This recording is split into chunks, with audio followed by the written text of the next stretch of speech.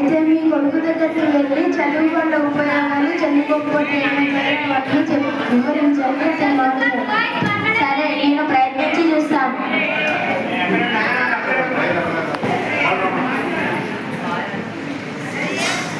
నా కుమారుడు, నువ్వు బాగా చదువుకొని మన వంశానికి వన్న తేవాలని నేను ఆశిస్తున్నాను. బాగా చదువుకుంటే నువ్వు గొప్ప స్థాయిలో ఉండవు. చదువుకోకపోతే అందరూ నిన్ను క్షీణంగా చూస్తారు. ఇంకా చదువుకున్న వాళ్ళు హీనంగా చూస్తారు.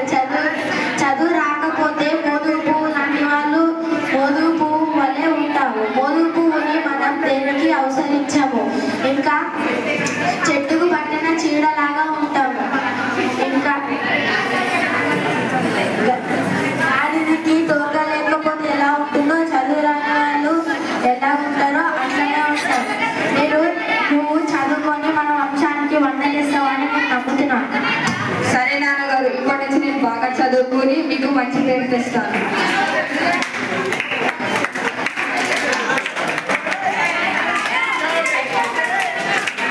నమస్కారం గురుగారు.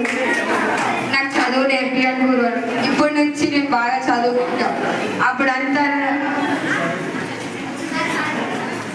చదువు లేకపోవడం వల్ల నా సమయాన్ని మొత్తం వృధా చేసుకున్నాను. చదువు నేర్పియండి గురుగారు.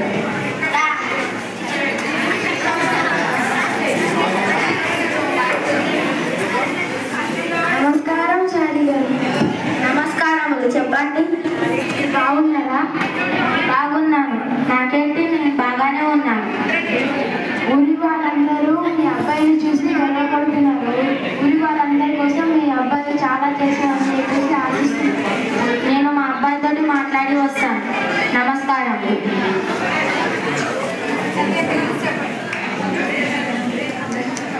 అందరూ చదువుకోవాలి. చదువుకోకపోతే అందరూ సమాజంలో హీనంగా చూస్తారు. చదువుకుంటే మీరు ఒక గొప్ప స్థాయిలో ఉంటారు. చదువు రాకపోతే మీరు